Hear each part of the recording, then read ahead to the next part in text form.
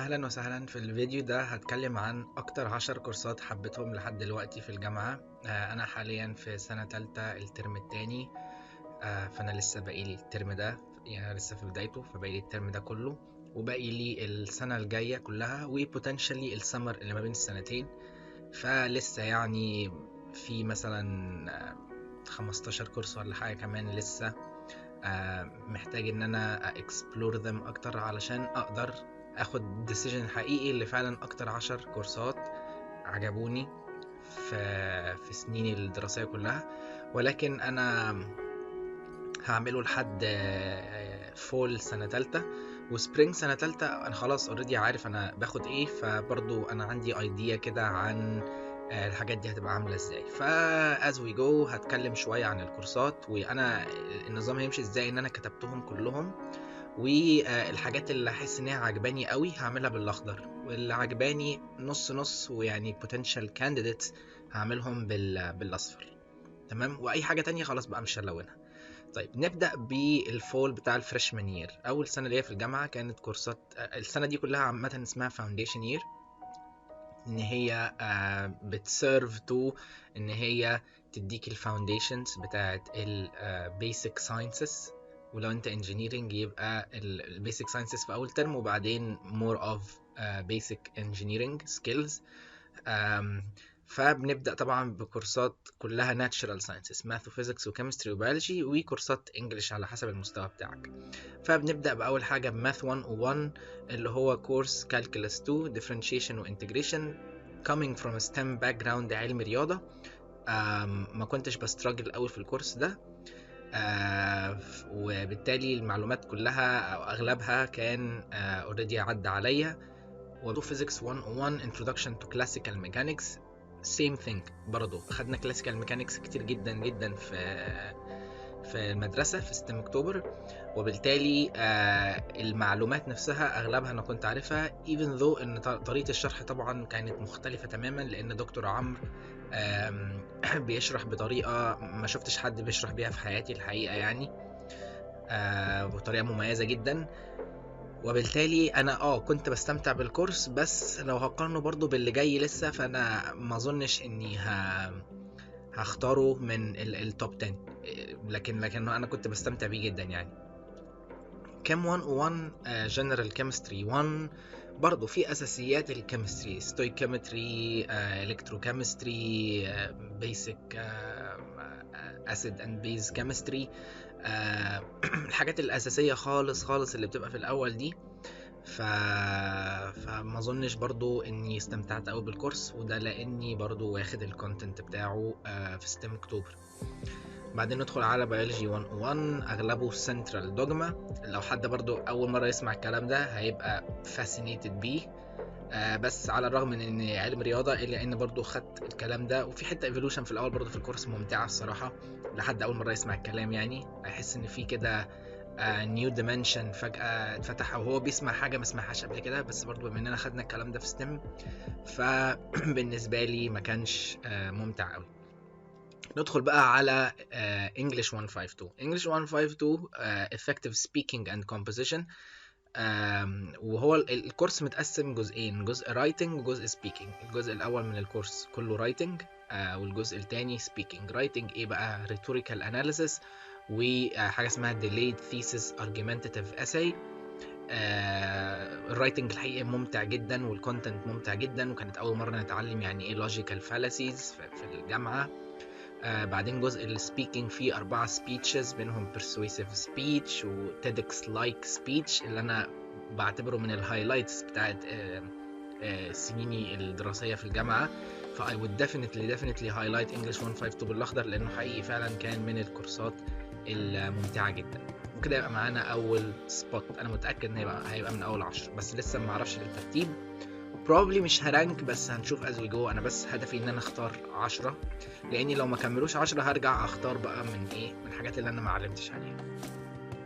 طيب ندخل على سبرينج فريشمان يير. ماث 102 كالكولس 3 اللي هو بقى دبل انتجريشن وحاجات يعني بقى مور ادفانس، اللي هو سفيريكال كوردينيت سيستم وسلندريكال كوردينيت سيستم وشويه حاجات كده، يعني complicated شويه، تقريبا لاجرانجيان مالتيبلاير، انا فاكر كده طراطيش يعني. ف الكورس كان ممتع، فمش عارف انا احطه بالاصفر الصراحه ولا اسيبه. بس هو يعني انا فاكر ان قبل الامتحانات كانت كميه كبيره، فما كنتش بذاكره باكتر طريقه efficient، فاللي هو حاسس ان انا ما استفدتش بيه قوي، even though ان هو فعلا يعني جميل. في توبكس فعلا كانت اول مره اسمع عنها في حياتي في الماث، وبالتالي التوبكس دي كانت اي اوبننج قوي ليا اول مره سمعتها. بس مع مرور الوقت بدأ يحصل دايلوشن في الاستفاده بتاعتي من الكورس. ندخل على بعده physics 1 و 2 introduction to electromagnetism، وده اكيد هحطه بالاصفر لانه potential candidate. ليه؟ لان انا فاكر في محاضرات من الكورس ده كنت بحضرها مرتين من كتر ما انا مستمتع بيها. كنت بحضرها مره في السكشن بتاعي ومره في السكشن بتاع اخر اليوم، حتى لو انا فاضي وقاعد موريش حاجه وقدامي ان انا اروح البيت او ان انا اتشيل في الجامعه، كنت بروح احضرها تاني اسمع نفس الكلام تاني، وده بس لاني مستمتع بيها جدا. فما اقدرش اقول ان الكورس كله ممتع از الكام ليكتشر اللي انا كنت بحضرهم مرتين، بس يعني لا، انا فاكر ايام معينه في الكورس ده extremely fun بصراحه. بعدين ندخل على chemistry 1 و 2 اللي هو chemistry 2 more general chemistry، بنكمل بقيه الكتاب. يعني احنا معانا ريفرنس كامل 1000 وشويه صفحه، بناخد نصه الاولاني في اول سمستر ونكمل الكتاب بقى في السمستر الثاني. برضو I didn't enjoy it as much لاني عارف الكونتنت بتاعه.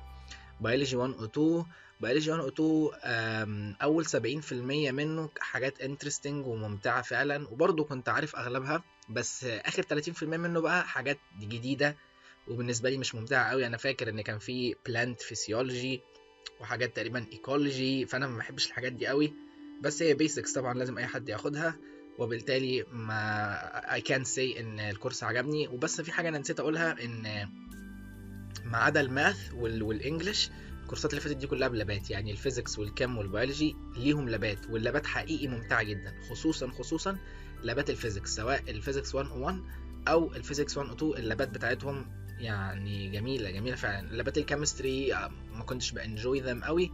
لابات البيولوجي على حسب الاكسبيرمنتس، في اكسبيرمنتس ممتعه جدا وفي اكسبيرمنتس نص، لكن لابات الفيزيكس اوفرول تحفه يعني. بعدين نيجي لاخر كورس في السبرينج بتاع الفريشمان يير اللي هو انجلش 151، وهو كورس ساينتفك رايتنج. هو مفيد لكن انا ما استمتعتش بيه قوي، لان هو اصلا كورس ساينتفك رايتنج فهو حاجه يعني دراي او ما فيهاش فن كتير. بعدين ندخل على البوست فريشمان يير في السمر بتاع ما بين الفريشمان يير والسوفومور يير. نزلت السمر ده خدت 3 كورسات في شهرين. ايه هما؟ CSCI 101 Introduction to Computer Science، كورس بايثون. اغلب المعلومات اللي فيها انا عارفها، بس اللي كان enjoyable جدا في الكورس ده هو البروجكت. فانا مش عارف هل هايلايته علشان البروجكت عجبني ولا لا. ممكن طالما كده الاخضر مش معانا، خلينا نهايلايت ونبقى نشوف بعدين. بعدين الفيلوسوفيكال ثينكينج من الكورسات المفضله ليا في الجامعه يعني. فلو هعمل رانكينج هبقى اقول لكم الرانك بتاعه كام، بس هو one of my favorite courses و I definitely recommend it to anyone لسه ما خدوش وsomehow قدر ان هو يشوف الفيديو ده. بعدين positive psychology لا ما عجبنيش قوي الحقيقه. طيب نكمل لفول سنه تانية sophomore year. ندخل برضو الكورسات دي كلها ليها لابات ما عدا اخر 2. يعني اخر 2 ملهمش لابات، لكن اول 3 ليهم لاب كومبوننت. الحاجات اللي اللاب هيعجبني بس الليكتشر مش هتعجبني قوي هقولها، بس مش هايلايت الليكتشر لان انا هنا كونسيرند بالليكتشرز مش باللابات بتاعتها. بس ممكن اللاب يعجبني، لكن ده مش معناه ان الليكتشر هتعجبني وان انا هايلايت باي لون يعني. فنبدا BMS 201 General Microbiology، كورس اساسي طبعا لاي طالب بايوميديكال ستودنت، بيكفر البيسكس بتاعه الميكروبيولوجي، ترمينولوجي والميكانيزم اوف انفكشن وحاجات بقى كتيره، والستراكشر والفانكشن بتاعه بعض انواع المايكرو اورجانيزمز. فالكورس حلو، ولكن اللي كان بيعجبني اكتر جدا هو اللاب بتاعه حقيقي رائع، وفيه كميه سكيلز ممكن يدفع فيها فلوس كتيره جدا علشان حد ياخدها الحقيقه يعني. ولكن overall I wouldn't highlight the course. بعدين نيجي للسيل بيولوجي، وده اكيد طبعا هايلايته، يعني اي حد عارف ان انا بعشق كورس السيل بيولوجي ده. اول اكسبوجر حقيقي للسنترال دوجما وللبروتينز من ابروتش بقى ادفانسد شويه وعميق شويه، وبالتالي السيل بيولوجي لا من كورساتي المفضله اكيد. نيجي لكام 201 اورجانيك كيمستري، هعمله بالاصفر. الكورس مقسوم جزئين، جزء سبكتروسكوبي وماس سبكترومتري، وجزء يعني بيور اورجانيك كيمستري اللي هي بقى تايبس اوف رياكشنز SN1 و SN2 E1 و E2 الكلام ده. وبعدين عندك الفاندمنتالز خالص، النيمينج والسام كده فاندمنتال رياكشنز برضو. وكان في ايه تاني، في اول كام ليكتشر في الجزء الاورجانيك بتكفر اللي هي الحاجات بقى بتاعت اللوس ستراكشر والالكترونيجاتيفيتي والريزونانس والهايبرديزيشن اللي هي البيسكس برضو، اللي كانت الحاجات دي بقى كانت في اخر كورس كام 1 و 2 الحاجات دي. ده جزء الاورجانيك كيمستري.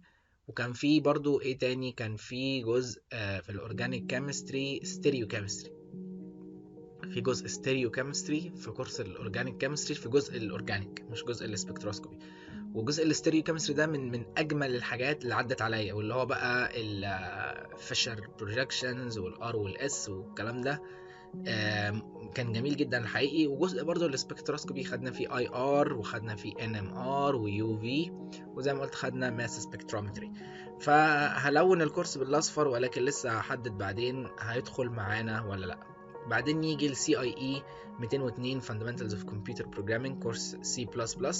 انا نسيت اقول في اول الفيديو، انا اصلا Biomedical Sciences Major Concentration Computational Biology and Genomics، وبماينور في program CIE اللي هو Communications and Information Engineering. بس مش في البروجرام كله، بختار concentration من البروجرام، والكونسنتريشن اللي انا اخترت اماينور فيه اللي هو انفورميشن انجينيرنج، لان هو الكونسنتريشن ده مش بيفوكس بقى على حاجات الكوميونيكيشن والسيركتس والكلام ده، لا بيفوكس على الانفورميشن اسبكت او السوفت وير اسبكت.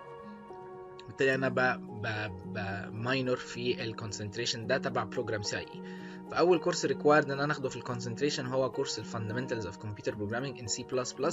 هو كورس اول حاجه بيكفر البيسكس بتاعه البروجرامينج عامه، ولكن بشكل حقيقي بيسكس. يعني لما اقول بيسكس ما اقصدش حقيقي بيسكس يعني حقيقه عبيطه، لا، يعني كورس الانترو مثلا تو كمبيوتر ساينس هو المفروض ان هو بيسكس تو كمبيوتر ساينس، بس لا، دي مش البيسكس، دي حاجات اقل من البيسكس بس بنستفيد فيها.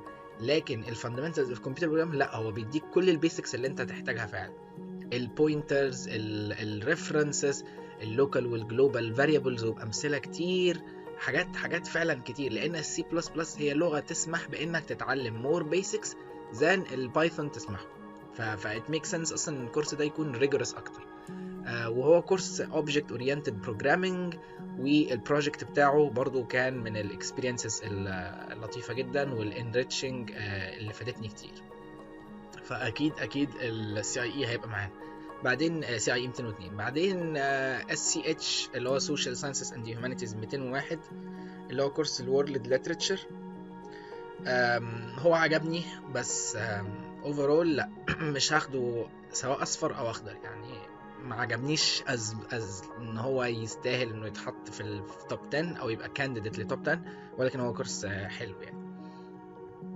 ندخل على سبرينج سوفومور يير، اصعب سمستر في حياتي so far. خدت فيه 6 كورسات. فنبدأ ب BMS 203 Principles of Genetics. يعني كورس fundamentals بتاعت genetics اي حد يبقى عارفها، ميتوسيس مايوسيس، منديليان جينيتكس، نون منديليان جينيتكس، كروسنج اوفر. بعدين بدخل كده في الاخر جزء بايو انفورماتكس بس مش كبير، وحته كده ديفلوبمنتال بيولوجي برضو على صغير. فالكورس حلو، ولكن بسبب ان هو مش متعمق قوي وما ادانيش برضو معلومات جديده كتير غير في الاخر، لا مش هحطه معايا ككانديديت يعني. BMS 204 بايوكيمستري ده بالاصفر لاني لسه مش متاكد هحطه ولا لا، ولكن الكورس عجبني. نسيت اقول حاجه، كورس البرنسبلز اوف جيناتكس. وطبعا السيل بيولوجي برضه نسيت اقول عليه حاجه. اللاب بتاع السيل بيولوجي من اكتر اللابات المفيده. هو ممتع اكيد، ولكنه مفيد بشكل مش طبيعي، زي برضو ما لاب الجنرال مايكروبيولوجي مفيد، لاب السيل بيولوجي النولج اللي فيه انت ليترالي ممكن تستخدمها في اي ويت لاب ريسيرش اكسبيرينس بعدين هتدخلها، هتعمل نفس الحاجات او هتبقى محتاج نفس المايند سيت ونفس النولج. اورجانيك كيمستري I didn't enjoy اللاب قوي as a lecture الصراحه. طيب principles of genetics اللاب بتاعه برضو كان جميل، كان فيه حاجات كده عن mating of Drosophila وحاجات بقى من Mendelian genetics، وكان فيه plant tissue culture، وكان فيه investigation of mitosis تحت الميكروسكوب at different conditions، وكان فيه برضو في الآخر restriction fragment length polymorphism RFLP وسناب ديتكشن. يعني كان في حاجات حلوه الحقيقه، كان في برضو اكسبيرمنت كده بن اوفر اكسبريس فيها جين وبنشوفه بفلوريسنت مايكروسكوبي. اي نعم ما عملناش الكلام ده بنفسنا قوي، بس يعني ده من ضمن اللاب، فاللاب كان ممتع بس الليكتشر مش قوي فمش هايلايت. البايوكيمستري بقى، البايوكيمستري اللاب كان ممتع جدا، عجبني ان كان في دراي اسبكت او كومبيتيشنال اسبكت من اللاب محترم، 2 to 3 كده لابس يعني.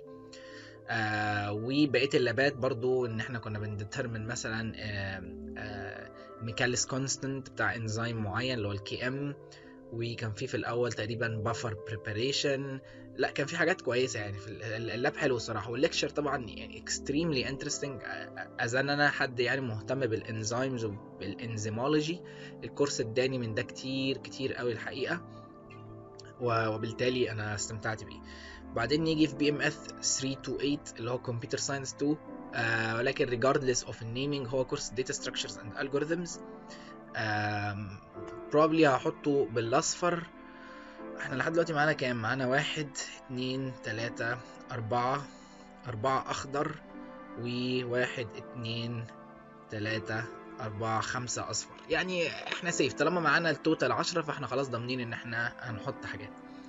كمبيوتر ساينس 2 اللي هو داتا ستراكشرز اند الجوريثمز، كورس عجبني جدا، اول مره اتعرض طبعا للتوبيك ده في حياتي، وبدايه الكورس برضو الجوريثم اناليسيس كومبلكسيتي يعني وكده. وبعدين بناخد لينكد ليست وستاكس وكيوز وتريز، ومحاضره كده عن الريكيرجن. ما كانش فيه هيب، ما كانش فيه جرافس، ما كانش فيه هاشنج، دي حاجات ما كانتش موجوده في الكورس. انا قلت ايه؟ انا قلت جرافس وهيبس وهاشنج. ولكن على الرغم من كده انا البروجكت بتاعي في الكورس ده من اكتر البروجكتس اللي بحبها واللي مفضله ليا، لان البروجكت انا عملته adjacency matrix implementation of a graph. كان self learning يعني، ولكن الكونسبتس اللي اتعلمتها في الكورس برضو ساعدتني كتير ان انا implement البروجكت. والجراف دي بتريبريزنت protein interaction network which is extremely interesting بالنسبه لي، عشان انا مهتم بالسيستمز بيولوجي والنتوركس والحاجات دي. فالكورس عجبني. كنت احب ان هو يبقى فيه ماتيريال اكتر، بس regardless of that هو عجبني قوي، وبروبلي هخليه اخضر كمان شويه. نيجي الكام 202 Analytical and Physical Chemistry، كورس مقسوم لاثنين، Analytical Chemistry وجزء Physical Chemistry. Analytical Chemistry بتديل with البارت ان انت معاك unknown solution unknown compound unknown stuff وعايز تعرف جواها ايه، ومور ادفانسد اللي جواها ده كميته قد ايه. ده دومين الاناليتيكال كيمستري. في بقى تايتريشن كتير، في جزء اسمه اناليتيكال بروسيس. اي اناليتيكال بروسيس كيميكال بروسيس انت بتعمل فيها بعض الستبس علشان تانالايز الحاجه دي بشكل كيميكال، فبناخد البروسيس دي وبعدين بناخد حاجات بقى تايتريشن وبيسك برضو ستويكيومتريك كالكوليشنز كده. يعني الجزء ده كان ممتع شويه، واللاب بتاعه كان فيه بعض التكنيكال نوليدج اللي ما عدتش علينا قبل كده. جزء الفيزيكال كيمستري اوله حاجات بقى كوانتم ميكانكس وشرودنجر ايكويشن، بعدين خدنا شويه ثيرموكيمستري، بعدين شويه ثيرموداينامكس، ويعني حاجات بقى كده ايه من الفيزيكال كيمستري. كان في الكتروكيمستري بس اتلغت، فيعني which is fortunate ان هي اتلغت الصراحه، ما بحبش الالكتروكيمستري خالص. بعدين نيجي لللينير الجبرا اند فيكتور جيومتري، وبروبلي هخلي الكورس ده اصفر، بس بروبلي هخليه اخضر بعدين. لينير الجبرا طبعا يعني the king of math، كينج كورسات الماثيماتكس في الجامعه او في اي حاجه في الحياه عامه هو اللينير الجبرا، والكورس كان ممتع جدا. بعدين عندنا leadership and professionalism، ما عجبنيش قوي، فليتس سكيب على طول. ندخل للفول بتاع الجونيور يير اللي هو السمستر اللي فات. عندنا BMS 301 موليكولار بيولوجي، وده طبعا 100% بالاخضر زي ما السل عجبني. باباه بقى الكبير او اخوه الكبير موليكولار بيولوجي برضو عجبني، فيعني لازم طبعا يبقى هايلايتد بالاخضر. one of my favorite courses. بعدين BMS 304 biomedical scientific، سوري انا نسيت كلمة ethics هنا، ethics and safety. هو كورس فيه بعض الحاجات المفيدة ولكنه مش enjoyable قوي، او هو مش designed انه يبقى enjoyable قوي، even though ان كان فيه discussions كتير وحاجات حلوة في النص، ولكن يعني I can't say انه عجبني قوي. بعدين BMS 321 programming for computational biology course، advanced python OOP python. بعدين بتاع 5-6 lectures كده introduction لحاجات معينة، databases، machine learning، regular expression، biopython package، و image processing. فدي كلها topics انت ممكن تكمل فيها كورسات بعدين، وعجبني ان الكورس اداني exposure حلو للحاجات دي كلها، بحيث ان انا لما اخد كورس الماشين ليرنينج بعدين يبقى عندي اول 3 weeks كده انا فاكر كلام اتقال كتير، باخد داتابيزز انا فاكر، باخد اي حاجه ليها علاقه بالريجكس انا برضو عارف. فعجبني ان الكورس اداني الاكسبوجر دي، ولكنه ما كانش ممتع قوي، في الاغلب مش هعلم عليه. بعدين البايوستاتستكس هعلم عليه بالاصفر، هو عجبني الحقيقه، عجبني قوي موضوع الهايبوثيسيس تيستينج والكونفيدنس انترفال والاستيميشن. لا الحاجات دي عجبتني جدا، خصوصا ان دي basic knowledge لأي حد عايز يكمل data science بعدين، فعجبني ان انا بقى عندي knowledge دي من الكورس ده. بعدين عندنا the human genome and disease، واحد برضو من اكتر الكورسات المفيدة والبراكتيكال، اللي هو انت بتتعلم كورس علشان اللي جواه انت فعلا هتقابله في الحقيقة. whether I liked it much ولا لأ، في الأول لأ، بعدين فبما إني بقيم بشكل holistic و comprehensive، فاي كان سي ان بسبب نص الكورس التاني عجبني ونص الاولاني لا، يبقى انا كده ايه مستمتع بيه. لا هو لازم ابقى مستمتع بيه من اوله لاخره علشان اقول ان هو عجبني، ولكن للاسف ده ما حصلش. ان متعتي بيه بدات تزيد في الاخر مش في الاول، وبالتالي overall كده I can't say ان الكورس ايه يعني ان انا هايلايته. ممكن اخليه بالاصفر بس برضو حاسس انه يعني لا. بعدين نيجي ل ولكن طبعا هو الهيومن جينوم، يعني في كورسات كتير انا قلت ان انا ما استمتعتش بيها، ولكن هي كانت مفيده.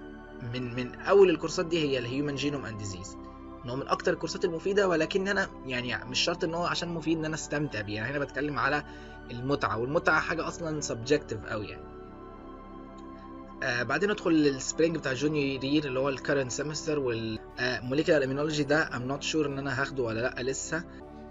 بعدين هنا نبدأ بقى السبرينج بتاع الجونيور يير. عندنا BMS 320 اللي هو Introduction to Bioinformatics and Programming Language. I suspect ان الكورس ده هيبقى اصفر by the end of it. بعدين Structural Biology BMS 322.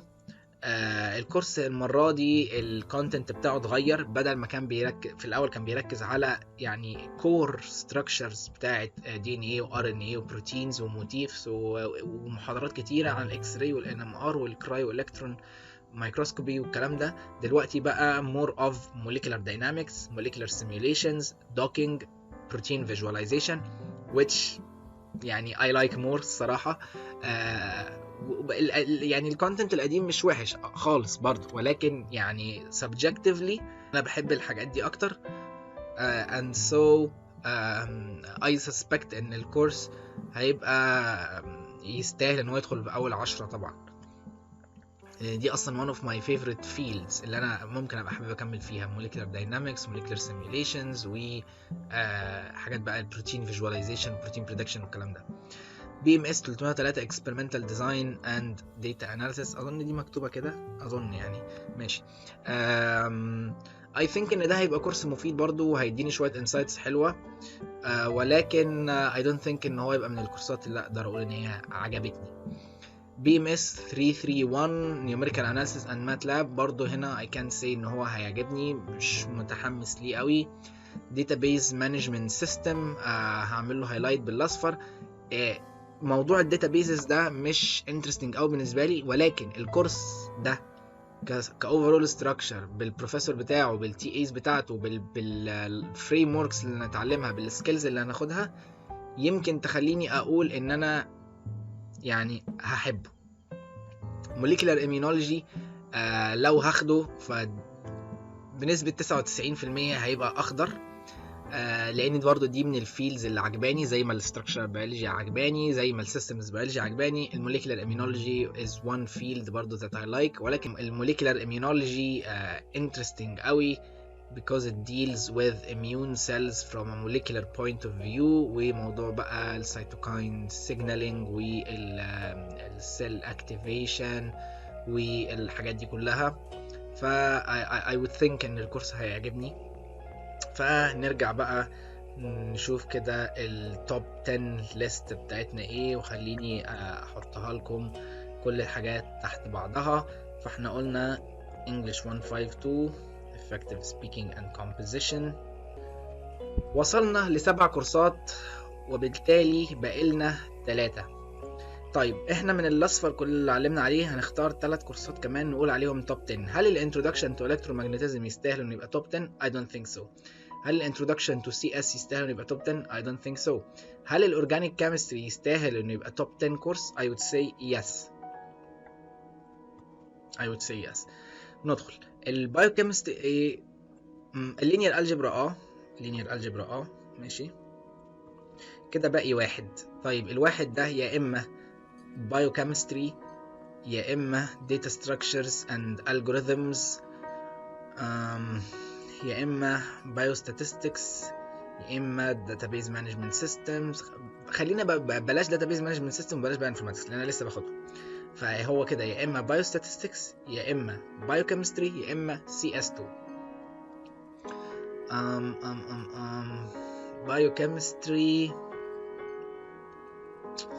biochemistry جميل الصراحة، بس يعني data structures and algorithms no, I don't think I will choose data structures and algorithms.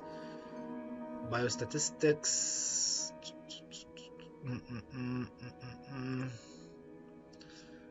يعني this is tough but I would say biostatistics.